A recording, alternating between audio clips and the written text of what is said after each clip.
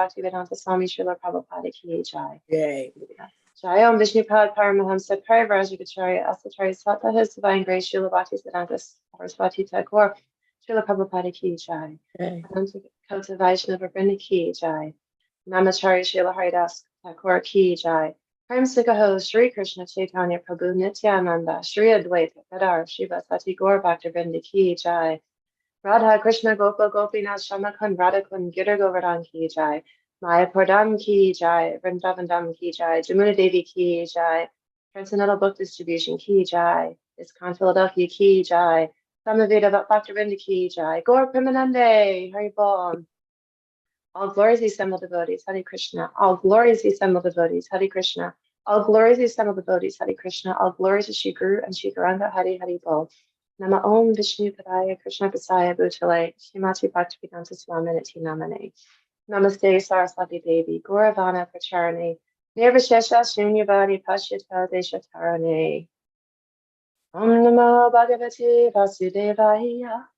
Om Namo Bhagavate Vasudevaya. Om Namo Bhagavate Vasudevaya. Om Namo Bhagavate Vasudevaya. Om Namo Bhagavate Vasudevaya. Om Namo Bhagavate Vasudevaya. Narayana Namaskritya Naram Chaiva Narottama Devam Sarasvatam Vyasyam Tatotayam Madhurya Nastapraya Shri Bhadreshu Nityam Bhagavata Sevaya Bhagavati Uttama Shloki Bhaktir Bhavati Naishtaki. Good morning, everyone. Hare Krishna. Hare Krishna. So we are reading from the Srimad Bhagavatam, the second canto, first chapter. And today we're reading verse 17. So I will go ahead and read the verse 3 times and then we can take turns. Abhyasam manashadhudam trivrid brahma saram param mana yakche jitashvaso brahma bijam avishmaram. Abhyasam manashadhudam trivrid brahma saram param Mano yache jita spaso Brahma bijam avishmaram Abhyashan Yabshan manasha sudam Trivrid brahmaksharam param Mano yache jita spaso Brahma bijam avishmaram. Anyone else?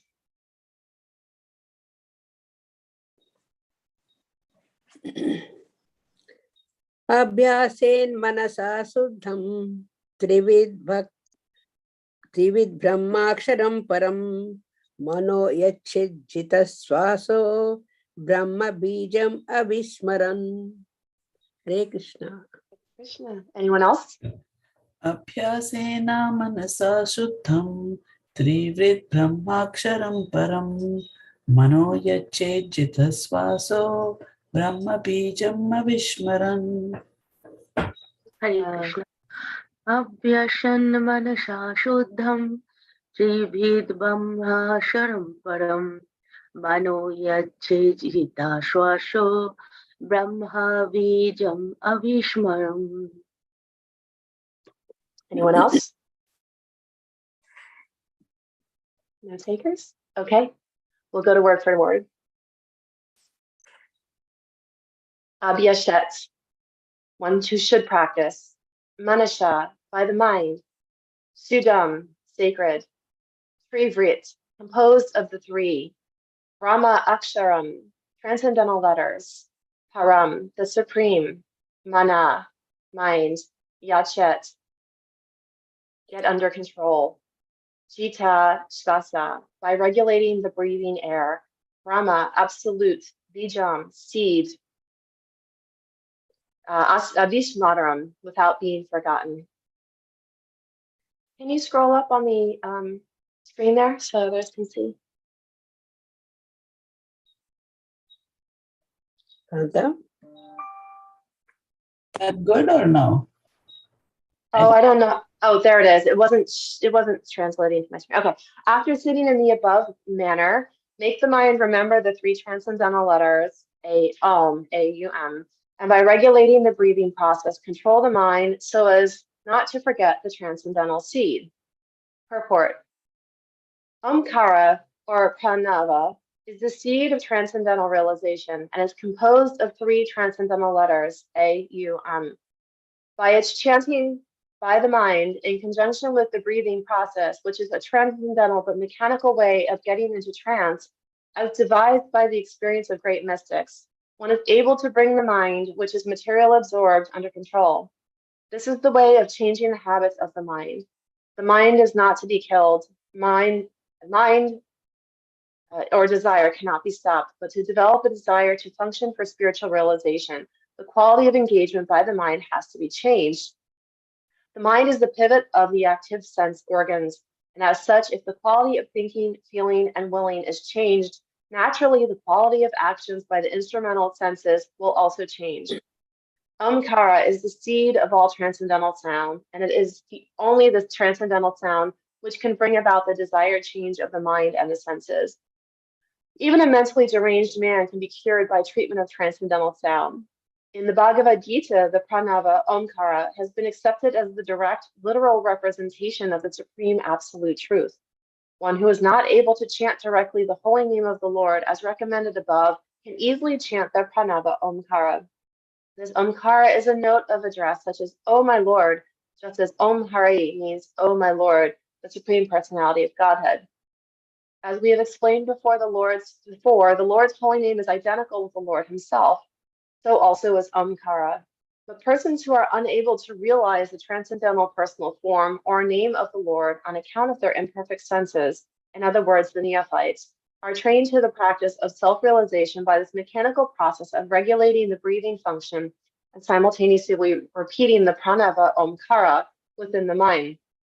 As we have several times expressed, since the transcendental name, form, attributes, pastimes, etc. of the personality of Godhead are impossible to understand with the present material senses, it is necessary that through the mind, the center of sensual activities, the transcendental realization be set into motion. The devotees directly fix their minds on the person of the absolute truth. But one who is unable to accommodate such personal features of the absolute is disciplined in impersonality to train the mind to make further progress. Sri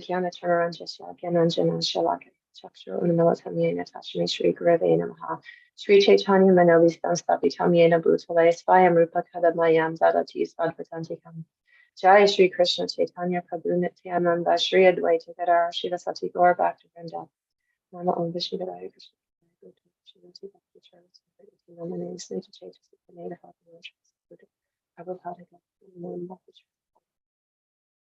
So I'll read the translation again. After sitting in the above manner, make the mind remember the 3 transcendental letters, A, U, M, and by regulating the breathing process, control the mind so as not to forget the transcendental seed. So when I saw this is my verse for today, I thought, okay, well, this is a little above my pay grade, but I'll give it a shot. So this is definitely a very, this is a very elevated discussion because we're talking about the, the representation of Krishna, the representation of Lord in sound vibration. And bhakti, and Krishna consciousness is sound. It's a sound vibration. We are a sound vibration movement, right? We have our chanting, we have kirtan. This is all sound vibration in repeating the names of the Lord. So here is this word Om that we have probably seen everywhere. There's people get tattoos of the symbol Om. You see Om in yoga studios, people that go to yoga studios and do kind of more of an exercise yoga that they're doing Om, and just kind of sitting there Om, and really, meditating and bringing that sound vibration in there. But I don't know if that's always everyone always knows what that potency is when they're saying Om. A lot of times it's associated with some Eastern tradition, and people just going to, oh, you practice yoga Om. So the one thing is that it's become so universal that in one sense, people are repeating the sound vibration of Krishna without even realizing the power of it. So they are getting, I'm sure, some benefit from that. But it's better for us to have an understanding. And Krishna gives us many ways to understand this, even in Bhagavad Gita. So in Bhagavad Gita, in the 10th chapter, Krishna says that of vibrations, I am the transcendental Om. So Krishna is explaining right here that that is me. I am Om. Of all the sounds, of the transcendental sounds, I am Om. And so anything that's associated with Krishna must be the highest. If he is saying I am Om, of sound vibrations, I am Om, then that Om is the highest vibration. And so here, when I was preparing for this class today, there's several verses in Chaitanya Charitamrita that go really deep into this topic. And because, like I said, this is definitely something that I feel is a little above my pay grade, I thought I would read some more Prabhupada's insights on this because it's really powerful. Prabhupada put together a really beautiful purport in Chaitanya Charitamrita Adi Leela 7:128. And I'll read a little bit of this and kind of just talk through some points and then bring it back to today's verse. So I'll just read the opening. Pranavase Mahavakya Vidyarani Dana Ishvara Svarupa Pranava Sarva Vishvadama. So the translation is the Vedic sound vibration Omkara, the principal word in the Vedic literatures, is the basis of all Vedic vibrations. Therefore, one should accept Omkara as the sound representation of the Supreme Personality of Godhead and the reservoir of all cosmic manifestations. So this is the translation for this Chaitanya Charitamrita verse. Prabhupada gives some really, he really weaves it all together and explains this perfectly. So rather than trying to reinvent, I just thought that I would read a little bit of his purport. So he says in the Bhagavad Gita 8:13, the glories of Omkara are described as follows. Om iti ekaksharam brahma vayaharamam anusharmaram yaprayati tijam deham sayati paramam gatim. This verse indicates that Omkara, or Pranava, is a direct representation of the Supreme Personality of Godhead. Therefore, if at the time of death one simply remembers Omkara, he remembers the Supreme Personality of Godhead and is therefore immediately transferred to the spiritual world. Omkara is the basic principle of all Vedic mantras, for it is a representation of Lord Krishna, understanding of whom the ultimate goal of the Vedas, as stated in Bhagavad Gita, Vedas Saver Aham Eva Vedya. So just a pause here for a minute. So right out of the gate, Prabhupada's saying that if we remember Omkara, even if just we remember Omkara at the time of death, then we'll be immediately transferred to the spiritual world. And so, because this is remembering Krishna, and we have been taught, anyone who's been around in this path for a bit, we've been taught that at the time of death, we want to remember Krishna. And so this is one of the ways. So we know that remembering Krishna in his name, in his sound vibration, in his form, all of those are ways that will take us back to the spiritual world, take us back to Godhead.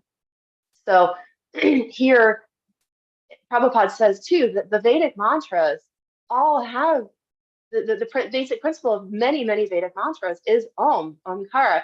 And why is that? Because the ultimate goal of the Vedas is to remember Krishna. So even though there's Vedas for material activities, there's Vedas for health, there's Vedas for carrying out yajnas, so there's so many different types of Vedas, but ultimately it should all roll up to Krishna. It should all roll up to the Supreme Personality of Godhead. And if it doesn't, it's not truly it's not representative of the path of the spiritual path. So it's not going to achieve a result of taking one home to the spiritual world. The results may be more mundane. So here Prabhupada continues, Mayavadi philosophers cannot understand these simple facts explained in Bhagavad Gita, yet they are very proud of being Vedantis. Sometimes, therefore, we refer to the Vedanti philosophers as Vedantis, those who have no teeth. The statements in the Shankar philosophy, which are the teeth of the Mayavadi philosopher, are always broken by the strong arguments of Vaishnava philosophers such as the great acharyas, especially Ramanuja Acharya. Sripad, Ramanuja Acharya, and Madhvaya Acharya break the teeth of the Mayavadi philosophers, who can therefore be called Vedantis, toothless.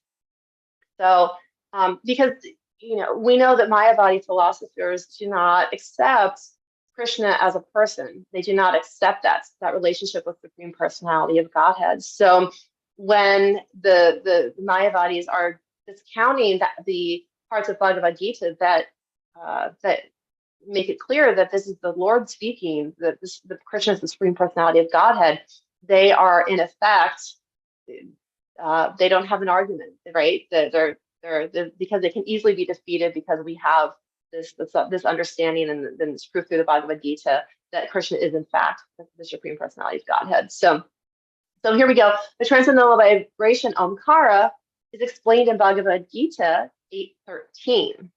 And the translation is, after being situated in this yoga practice and vibrating the sacred syllable Om, the supreme letter, combination of letters, if one thinks of the Supreme Personality of Godhead and quits his body, he will certainly reach the spiritual planets.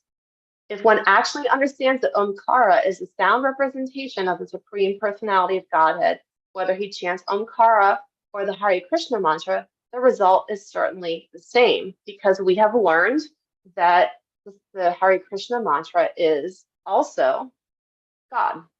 Krishna is present in his names.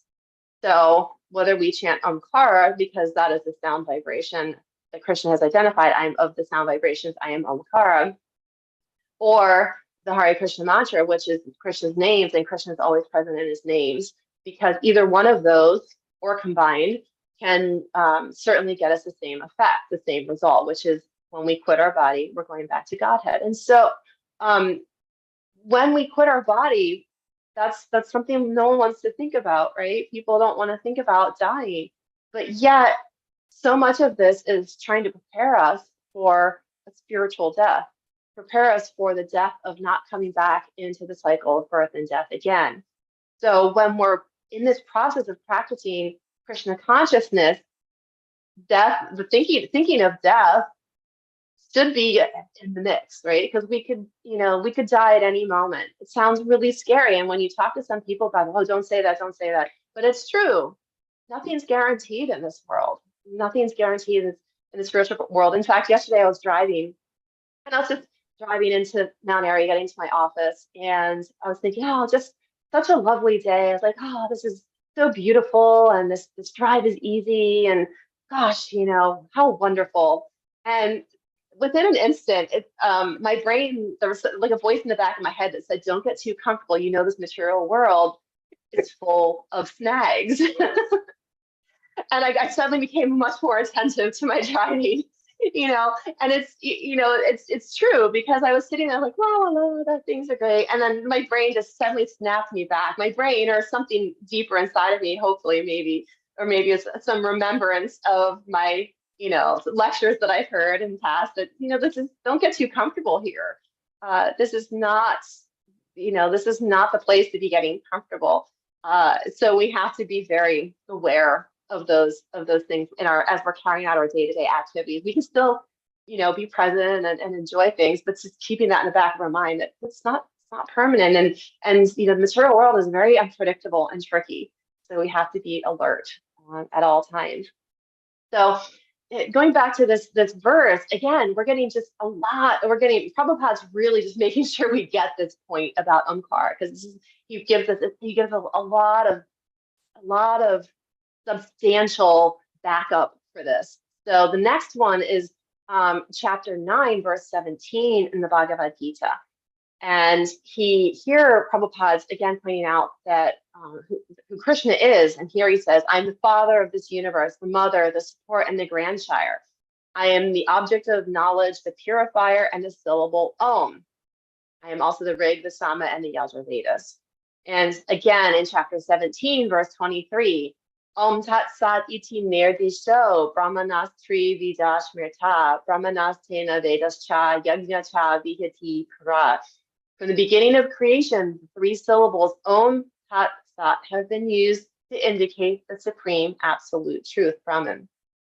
They were uttered by Brahmanas while chanting Vedic hymns, and during sacrifices for the satisfaction of the Supreme. So these sounds have been around for all time, since the beginning of creation. We can't even really wrap our heads around how long ago that was, but since the beginning of creation, these sounds have existed. Sound was one of the first things that came about, was sound, right? So we know that Om Tat Sat, these sounds have been there forever. Throughout all Vedic literatures, the glories of Omkara are specifically mentioned. Srila Jiva Goswami, in his thesis Bhagavat Sandarbha, says that in the Vedic literature, Omkara is considered to be the sound vibration of the holy name of the Supreme Personality of Godhead. Only this vibration of transcendental sound can deliver a conditioned soul from the clutches of Maya. Again, so we're here in this material world. We know it's a tricky place. We know that it's very unpredictable, that even when we're having a good old time, things can happen. So we have to be vigilant that Maya, can at some point shift things, because Maya is the external potency of the Lord. She's governing all of these material energies. And so because Maya is really there to carry out our desires, we have to be really careful about what we're desiring, because everyone says Maya is so tricky, but actually we have to be careful, because we have internal desires that if we're not completely aware of them, or we're trying to suppress them, Maya is going to snag them, because that's her job. Maya is just there to guide us through the material energies. And so the Omkara, the sound vibration of the holy name of the Supreme Personality of Godhead, is really the only way out. And this is Jiva Goswami is talking about this in his writings. So the sound vibration is our escape route. It's our get out, help. When we're chanting Hare Krishna or the Omkara, that's really our help, get me out of here. That's our sound vibration to get us out. Therefore, Omkara has been described by the great commentator Sridhar Swami as Parankura, the seed of deliverance from this material world. That's good news. I can take that. Since the Supreme Godhead is absolute, his holy name and his sound vibration, Omkara, are as good as he himself. Chaitanya Mahaprabhu says that the holy name, or Omkara, the transcendental representation of the Supreme Personality of Godhead, has all the potencies of the Supreme Personality of Godhead. Namnam akari bahuda nija sarva sakti, tatrapita niyamita smarane nakala. So this is all potencies are invested in the holy vibration of the holy name of the Lord. There is no doubt that the holy name of the Lord, or Omkara, is the Supreme Personality of Godhead himself. So, of course, this is part of the Shikshastika, right? So Chaitanya Mahaprabhu only left us a few pearls, 8 to be exact. He left us 8 things to meditate on. But in my opinion, if God leaves you 8 things, they must be pretty important. So they're worth meditating on and getting a better understanding of. So this is important then. All potencies are invested in the holy vibration of the holy name of the Lord. There is no doubt that the holy name of the Lord, or Omkara, is the Supreme Personality of Godhead himself. And like I said, this purport, Prabhupada's really trying to make sure that we understand the importance of this, because he has so much, he's pulling in so many different resources to help us see the importance of this. So here it says, in the Narada Pancharatra, it is clearly said that the Supreme Personality of Godhead, Narayan, personally appears before the chanter who engages in chanting the Ashtakshara, or 8-syllable mantra, Om Namo Narayana. A similar statement in the Mandukya Upanishad declares that whatever one sees in the spiritual world is all an expansion of the spiritual potency of Omkara.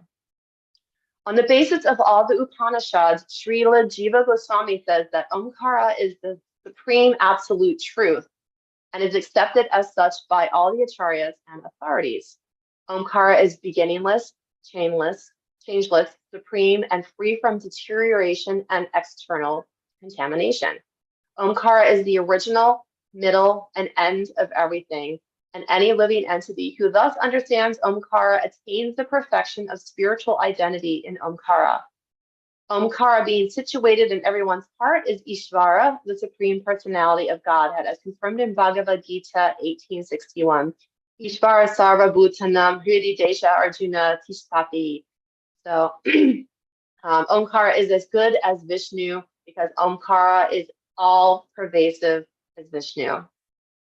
And again, like I said, we are this here in the Srila Goswami is continuing to say that Omkara is it's super soul. Omkara is beginning, it's the end, it's everlasting, never dies, never changes, never is contaminated by material energies. Sound familiar? This is Krishna. This is Krishna. This is the energies of the Lord are never changing. They never they have no beginning, they have no end because they are eternal.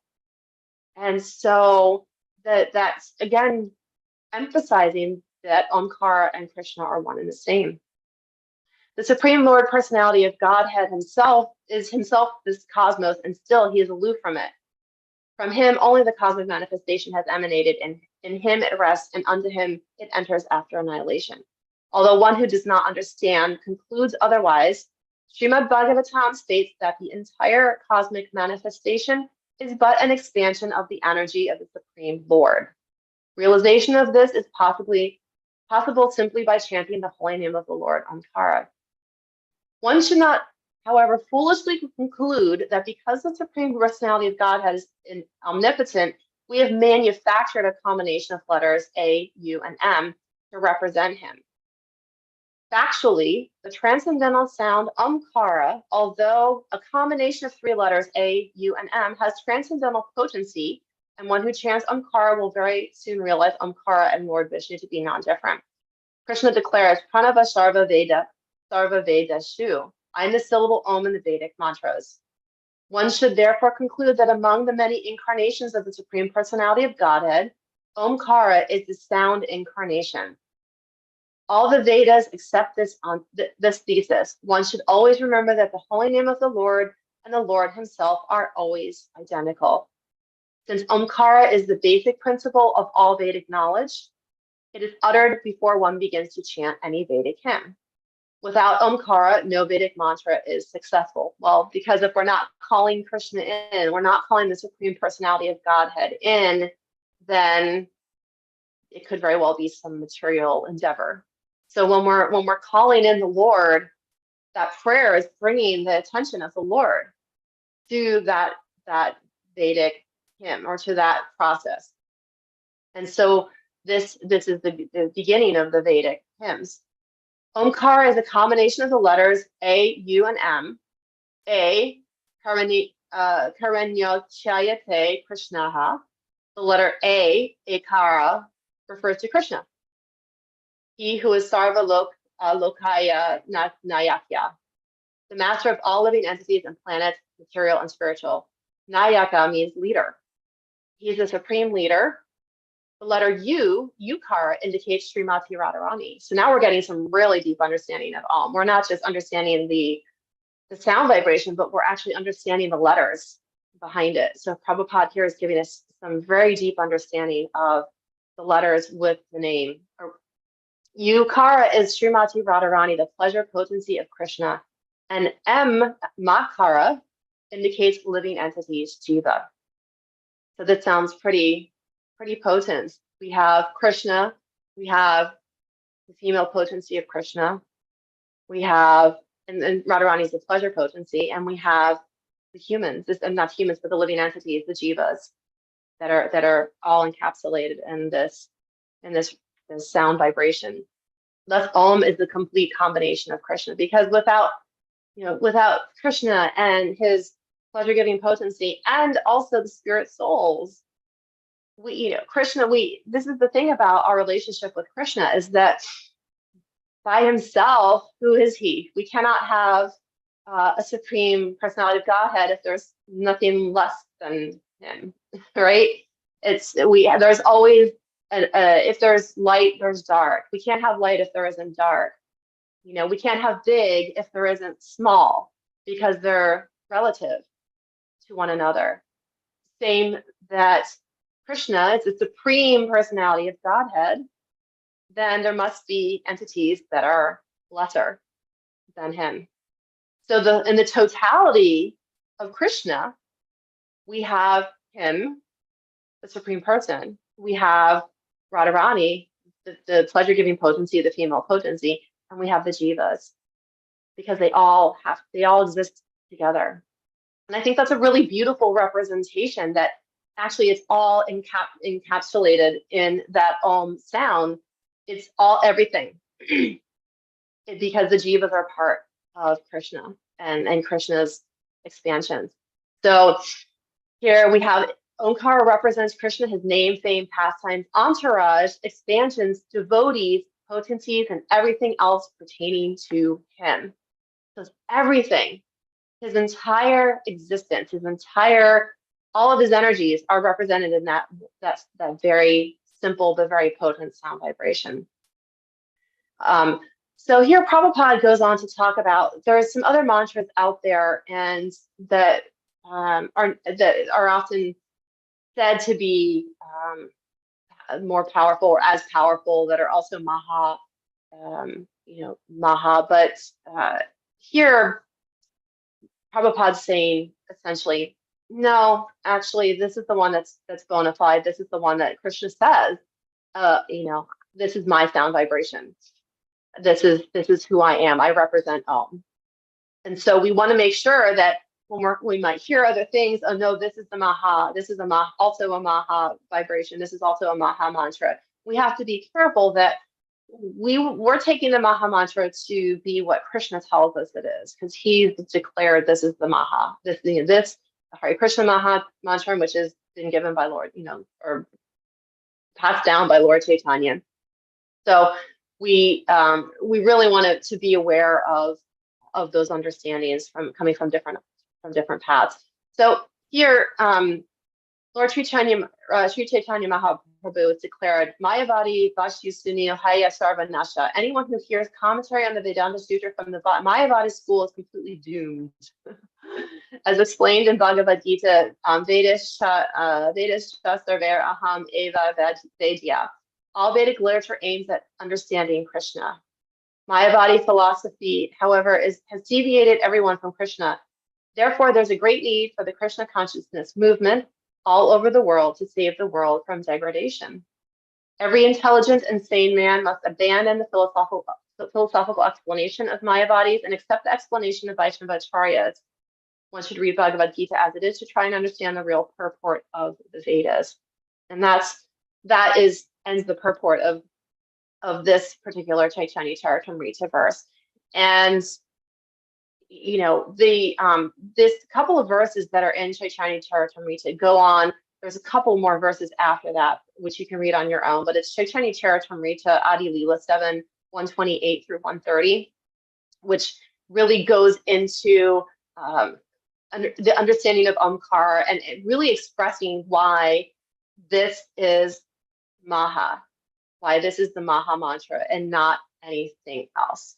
And we can see even in our current times, we can see so many activities or so many different things that try and deviate us away from deviate us from Krishna, from the understanding that Krishna is the supreme personality of Godhead. And it can be very tricky to navigate those paths, because if we're not firmly fixed in our faith, and we're not firmly fixed in our understanding of who Krishna is, of the Maha Mantra and what it means and the potency behind it, and we're not firmly fixed in Sadhu Sangha, then it can get a little slippery. It can get a little dangerous in navigating these things. So this is the importance of, and Prabhupada says at the end of that verse, read Bhagavad Gita. If we don't read and study Bhagavad Gita, words of Krishna, the song of God, if we don't read and understand that, then in this material world, we can become very bewildered very quickly. So one could argue, well, I like to just sit in meditation. It feels really good. That's my spiritual life, and that's fine. There's nothing wrong with that. But I think what can happen sometimes is that one might get a little bit taking to this path for a little bit, taking to that path for a little bit, and it's very, very murky. It becomes very muddy. But if we want to clear the waters, and this is a personal choice, right? No judgment. Anyone who wants to do that and they're feeling good about that process, go for it. No judgment. However, if you're seeking pearls, don't keep picking up pebbles off the street, right? So if you really want the pearls, you have to go where the pearls are, and that is Bhagavad Gita. And so we have to be really clear in our own desires. Again, because Maya, Mahamaya, not Yoga Maya, because they are different, because Mahamaya, her job as the external potency of the Lord, her job is to govern material energies. Her job is to carry out material desires. So if we're not ultra clear on what we're desiring, and if we're not ultra clear on our spiritual goals, then we can easily get pulled away. And so what can help us, if we know at least our goal is to find those pearls and really find the Supreme Personality of Godhead, if that's our goal, and I know I've used this in the past before, but we keep our compass pointed at K, right? If we know that our goal is to know Krishna, we know our goal is to go back home to Godhead, to Goloka Vrindavan, and not to just cycle, even to go even to higher planets, right? Because we can do that easily enough as well. It's not so hard, really, to get to some of those higher planets.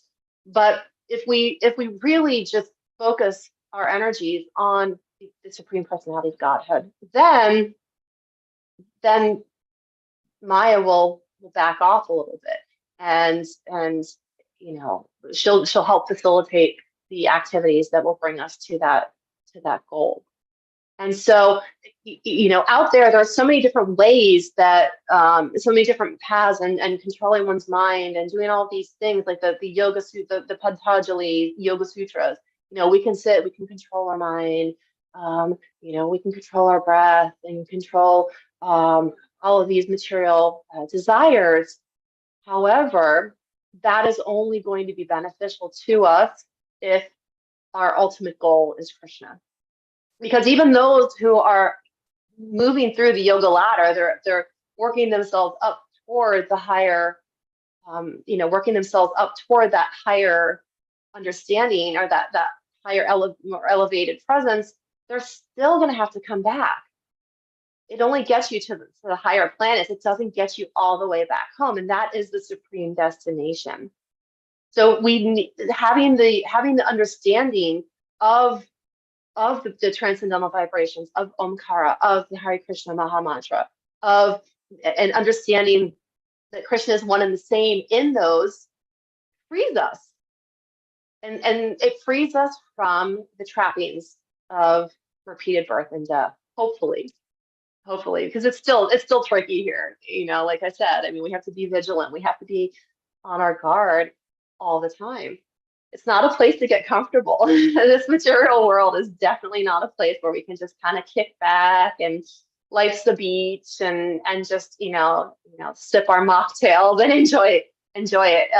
We really, if we really want to succeed in our spiritual activities, we have to stay vigilant. And even if you think about it from a material perspective, someone has a goal or a company, and they really want to succeed, then they need to fix all of their energy and attention on that goal of whatever that is, becoming the number one, company, or hitting, the $100 million mark or the $1 billion mark.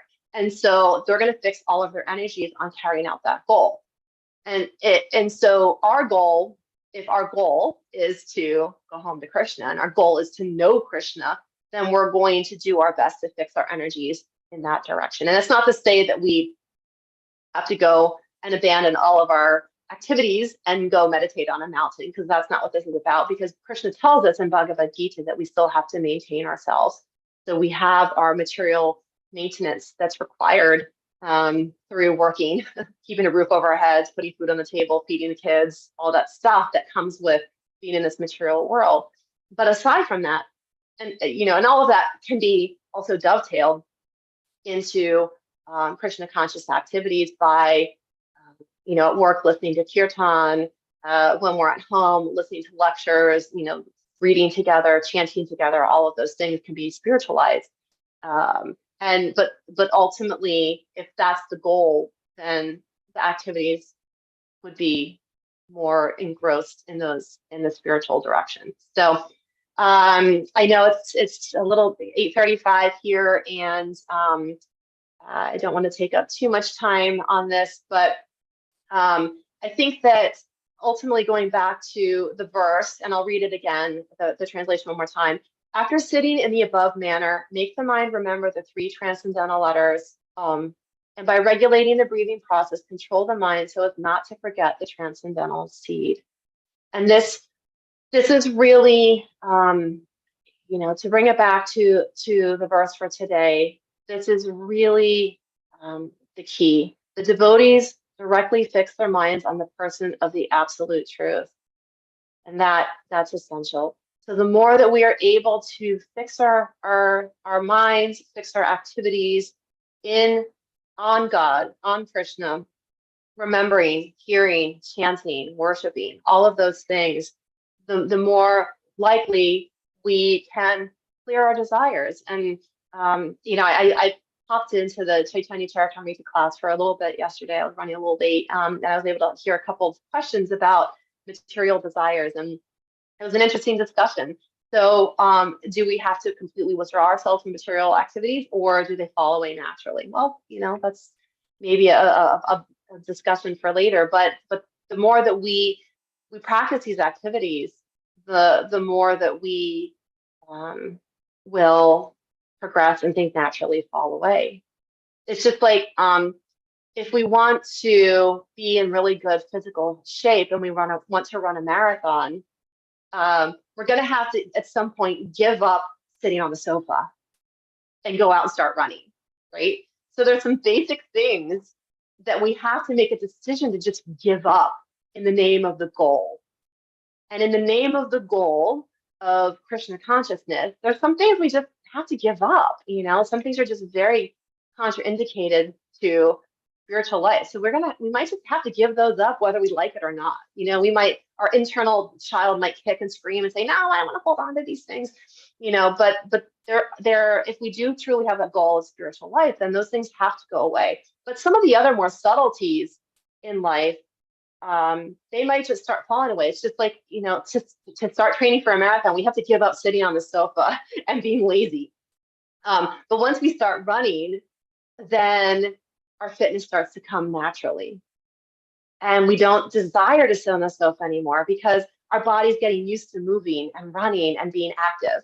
And then it's going to want healthier foods, and it's going to want water and hydration and all of those good things that are going to keep you working toward that goal of Krishna. So it's a natural progression, but you have to make the first step of getting up off the sofa and letting go of that laziness. And so this can be taken into a spiritual direction as well. So chanting, if we just start chanting and we don't give anything up, we'll definitely get benefit from chanting. However, there's certain things we need to probably let go. And that's why we're given the 4 regulative principles, the four regulative principles of freedom, to say, okay, well, this is your launch pad. This is getting you off the sofa. Okay, once you get off the sofa and you're chanting and you're doing those things, then some of the things will start to fall away naturally. So anyway, like I said, I'll stop here and open up the floor for discussion. Right, questions or comments or corrections or anything like that. Acharya Prabhu, Hare Krishna. Hare Krishna, Mataji, thanks a lot.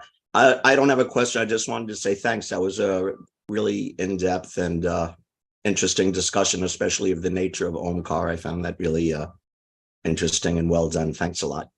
Oh, thank you. That the purport for Chaitanya Charitamrita was very filled with a lot of amazing wisdom. So thank you to Prabhupada. Thank you.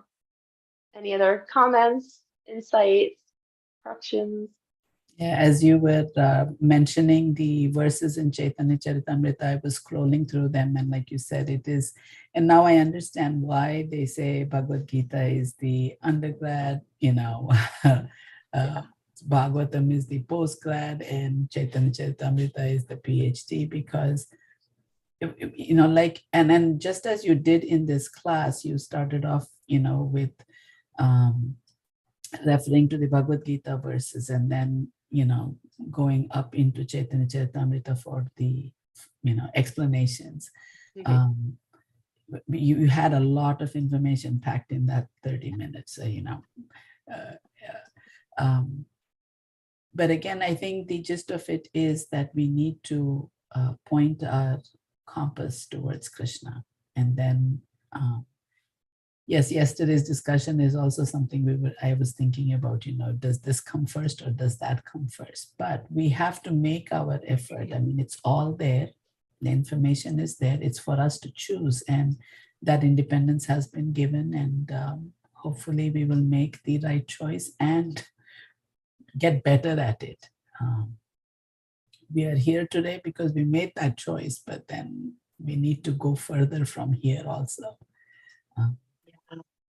And So yeah, true. it is a complicated point for us to, understand. Yeah, I mean, it's definitely, like you said, we have to continue our progression. It's easy to stagnate, I think, and kind of just hit a plateau in anything we do, with running, with any work or whatever, with a spiritual activity. It's easy to kind of just plateau for a while, and so if we really want to kickstart, we have to make that choice to say, wait a minute, I'm starting to stagnate here. I need to shake things up. I need to mix it up a little bit so that I can kind of start growing again and expanding in my Krishna consciousness. And just sometimes it is just remembering, like, oh wait, I have a goal here.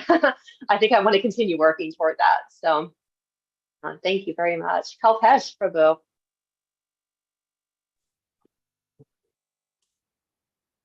Hare, please accept my humble obeisance. All glories to Srila Prabhupada.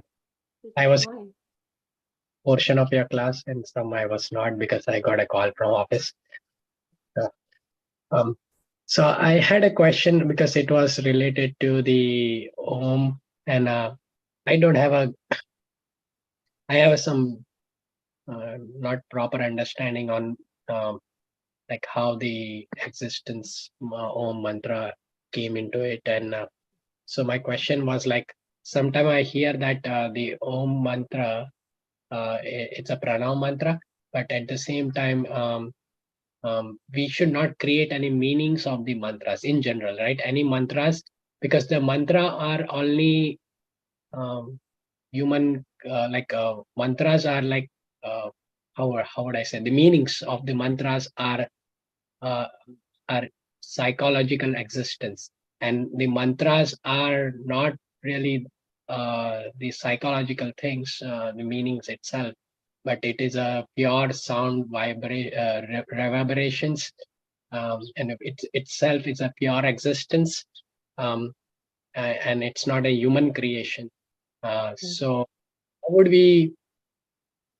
we understand this? Like, I don't have like the Sanskrit language itself, the language which it is, it's based on sounds, so certain sounds. So that is how I understand it, but I don't have a complete understanding on it. So that was my first question. The second question is, I wanted to know, like, Ramanujacharya Sampradaya, they chant which mantra? Is it Om Namo Narayana something, or I don't know? I'd have to default to Acharya maybe for that. I'm not exactly sure the Ramanuja Acharya. I mean, he's part of the Sampradaya from Lord Chaitanya, so I don't. My understanding is that Sampradaya is the Hare Krishna Mahamantra, but I welcome correction. I see Kaivalya is on here too now. So does anyone have an answer to that question? Because I don't. I only have an understanding of it just being the Mahamantra, the Hare Krishna mantra, but. Anyone that Ramanuja Acharya, what mantra they chant? Anybody? I don't know. Prabhu, I'm sorry. And if anyone thinks of it, certainly chime in. To answer your first question, yeah, so we have to be really careful about putting mundane interpretations on anything spiritual. This is Prabhupada warns against this, that we should not try and speculate, create mundane understandings about spiritual activities and spiritual knowledge. So this is why we do have our sampradaya, why we have our lineage that is coming down, and in Bhagavad Gita is explained that's coming down from the sun god all the way down through Vibhishan all the way through, and that it was reignited when the Bhagavad Gita was sung. So we take the understanding directly from Krishna. We really try not to manufacture or concoct any of our own philosophies around it. That being said, the Om has very much been woven into a lot of different activities in the Western world. Especially, it came over kind of with yoga, and it kind of got mishmashed into a bunch of stuff. So I think that the Om has been associated with yoga, which it is naturally, right? But more like exercise yoga, and so that in some ways that can be almost a mundane interpretation by just using it very preciously, right? Or using it in a very kind of a mundane setting, material setting.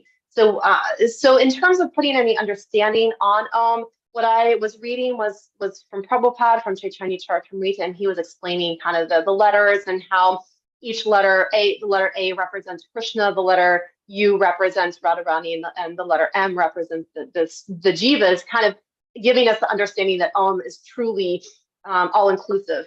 That when one chants Om, the Omkar, when one chants that they are getting everything in that, the whole totality of Krishna in his expansions and his energies. Just like the Maha Mantra, we have Krishna, we have Radharani, we have Lord Ram, so we have or Balaram. So we have all of those potencies as well in the Maha Mantra. So focusing less on creating some sort of understanding for a mundane understanding, and trusting more in the acharyas, trusting more in just the vibration itself, and only understanding it in the sense of what it brings to us. And so today's verses were mostly focused on creating an understanding of how chanting Omkar can bring us closer to God, and at time of death can bring us to the spiritual world, and giving that understanding of the potency of Om versus trying to kind of dissect it more than just understanding what each letter represents of Krishna, Radharani, and the jivas. So I don't know if that answers your question or not, but yeah, when we speak about the transcendental meaning, it is not a material thing, right? no, I mean, if we're speaking about transcendental understanding, and it's coming through the acharyas, and it's spoken by Lord Chaitanya, or by Krishna in Bhagavad Gita, Krishna is giving us that understanding. So we are to take that to be the transcendental understanding, and we really don't want to manipulate that. Okay. Hare Krishna. Sorry, I hope I did. Like I said, this is above my pay grade, so I'm doing my best with the topic. Dronacharya Prabhu. Hare Krishna, Vrindavaneswari, very wonderful class. Thank you so much. It's always great to hear the glories of the holy name. And it brings me the second verse of the Shashastakam on Lord Chaitanya. And he says, I'm so unfortunate I have no attraction for them.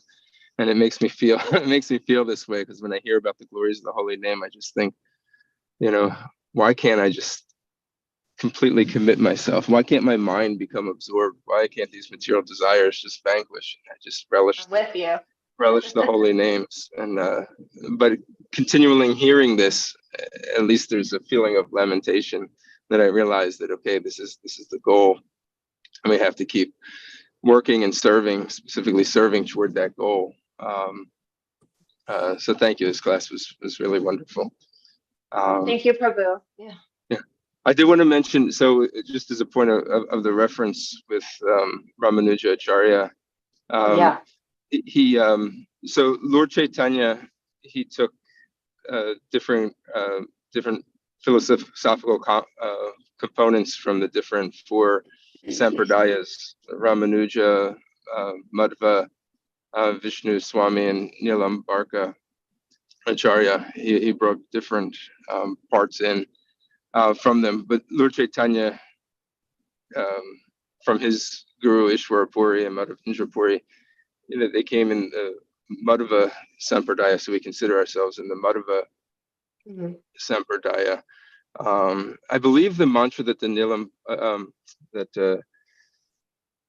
Ramanuja Sampradaya chants is Shri Krishna Sharanam Mama.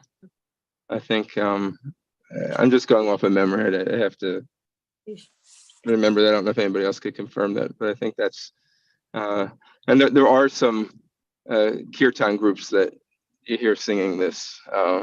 Shri Krishna, yeah, and it's very, very beautiful. But it's that's their kind of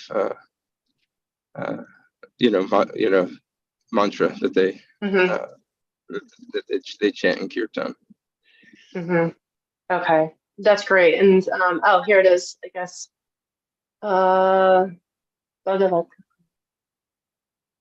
Om Namo Narayana. Okay, and Subharati Prabhu just sent an article over in the chat to everyone, so I'm going to read through this today. Okay. They're just saying he chanted out Om Namo Narayan, and the crowd was jubilant. But at the end it says the moral of the story, Hare Krishna, knowledge. So I'll read through this and see. This is good. Thank you, Subharati, for reading this. I didn't really have a good answer. I just checked online quickly, and it's Sachinandan Maharaj's website, I think. Om Namo Narayana is the mantra that was given to Ramanujacharya. And it's just a story about how it was given, what he did with it. And the moral of the story is that it's for distribution. It shouldn't be kept secret, the point is. So, I mean, again, it was a quick check. I've learned my lesson that we should be very careful where we get our information from and the sources. So, yeah. Well, thank you. I'll look further into that. Now I'm very curious because, like I said, I don't have that answer. So, and Jonathan Prabhu, yeah. About the Sri Krishna Saranam Mama, Sri Hari Saranam Mama. The next line is. Okay. Sri Krishna Saranam Mama, Sri Hari Saranam Mama. That's what that song says, the one Dronacharya Prabhu was saying. Yes. Yeah. And then I felt that personality of Godhead are impossible to understand the present material senses. So it's necessary that through the mind, the center of sensual activities, such transcendental realization be set into motion. So that's what I realized from this. It's impossible. But Om is, Omkara Pranava Mantra, actually, Om Hari, Om Hari, Om means, oh my Lord, oh my Lord. So for Rama, for Krishna, for anybody, Om we add in the front of that letter. Om Sri Ramaya Namaha, Om Sri Krishnaya Namaha. Like that we say that. So that's how the mantras comes, It's very, it's depth, and we have to say a lot. But that Om is, oh my Lord. We're asking Lord, that's it. So that's what absolutely. I felt. And this is the first time I'm hearing that A for Krishna and U for Radha and Radharani, and for Jiva. That's also. So a lot of things to research in that. But Om is just, oh my Lord, we are requesting, oh my Lord Rama, oh my Lord Krishna. So for every letter, we do the 108 names. Any in the Rama or Krishna or Shiva, we add Om in front of that. Well, it's like in the yagyas too. When they do the yagyas, they're Om. Havan also, we said Om, like that we do. So that's, oh my Lord.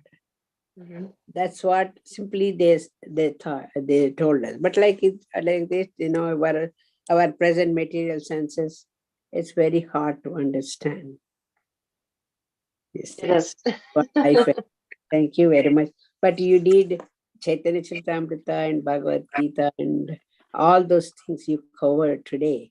It's a lot of information. A lot of information, but thought I'd put it out there. Within half an hour, it's not possible to do. So you did a lot. And that was really, really amazing. Thank you very much with smiling face. Hare Krishna. Thank you. Hare Krishna Mataji.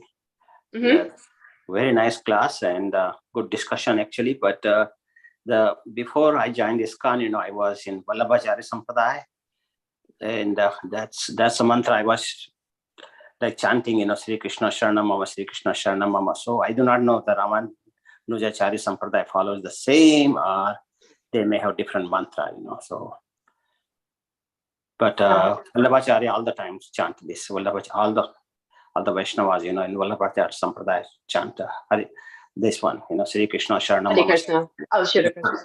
That's what I was chanting. Okay. Okay. Good. Thank you for. That's what I was thinking of actually. Thank you, Kaivalya Prabhu. This is Vallabhacharya. Yeah. That's thank you. Okay. Hare Krishna. Yeah, I'm gonna look into this now. So. Thank you.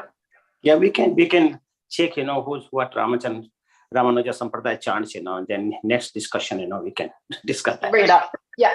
Sounds like a plan. So thank you, everyone. Appreciate it. Any other last minute comments, questions? Can I say one more thing? Sure, Prabhu. It's like I was about to say what Prabhuji said about the Vallabha Sampradaya, because my family follows that, and from childhood I have listened that Sri Krishna Sharanam Mama, and I have chanted many times.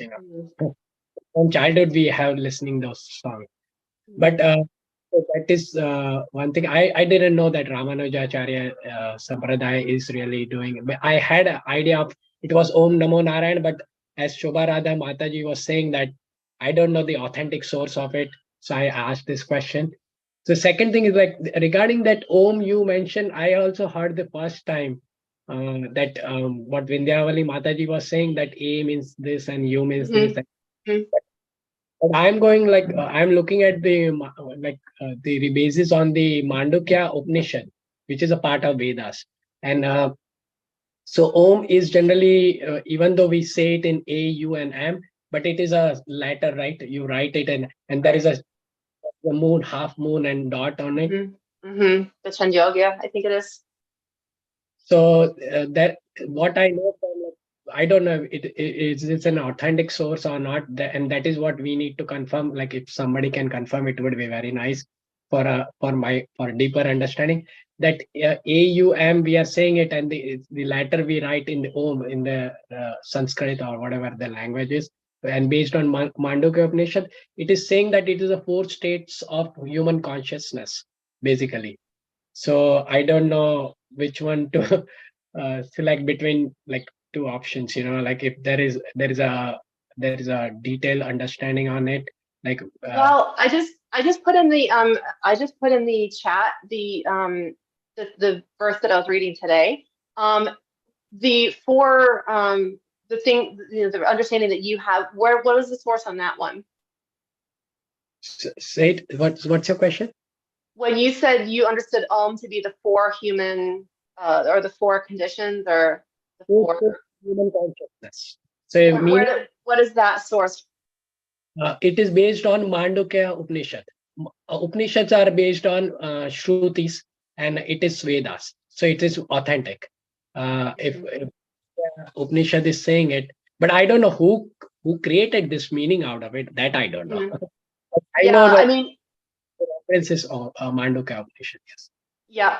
So, all I can say is, I was, pulling it from Prabhupada. I trust that Prabhupada has sourced things well, but I don't have any deeper, understanding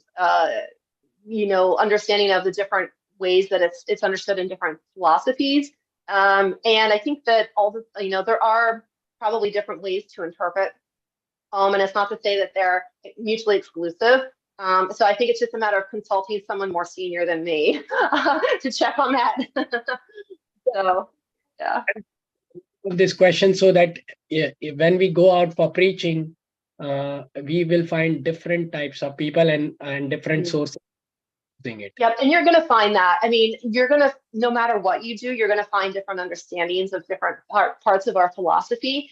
You're going to find different understandings of Bhagavad Gita.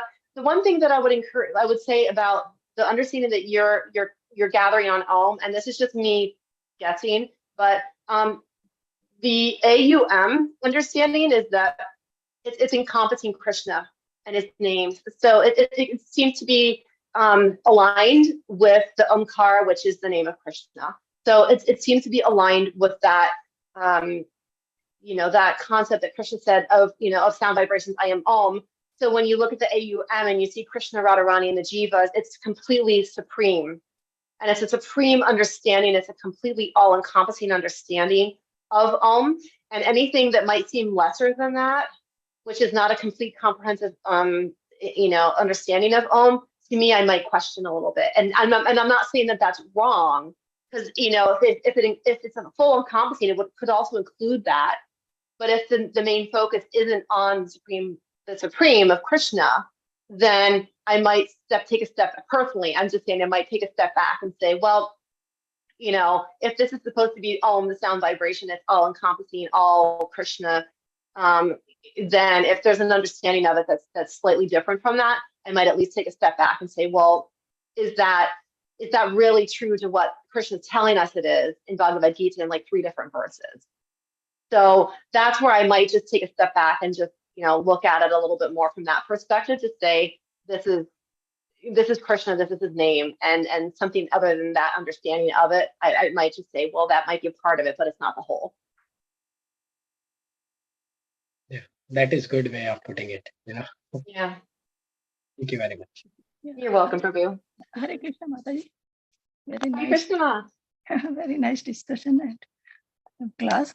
But I've been thinking about this Om many times, how to pronounce it. And I found out that it's very important to focus on the sound of the letters. Like, like that.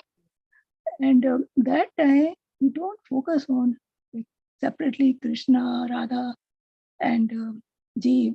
But it might mean those things. But while we chant, we focus on the sound vibration. How exactly. Very, very important. Absolutely, Suman. Thank you so much for bringing that point up. It's a really good point, is that these things are there for us to understand what we're chanting, because, we don't want to always say things blindly. It's just to give us a deeper understanding. But when we're actually chanting it, all we're focusing on is the pronunciation and God. We should be focusing on the proper pronunciation. And we've been told how many times that Sanskrit is a spiritual sound, and that mispronunciation can completely change the vibration of it. So Om is Om is a sound vibration, and it's within the Sanskrit language. And so we want to focus on good pronunciation, but also focusing our mind and energy and heart on the object, which is Krishna, right? And so when we're chanting Om, that our meditation is on the Lord. Our meditation is on Krishna. So thank you, Suman. That's very excellent. Thank you very much. Hare Krishna. Thank you very much, Mataji. Thank you. Good discussion today. Thank you. Fun. Nice class. Thank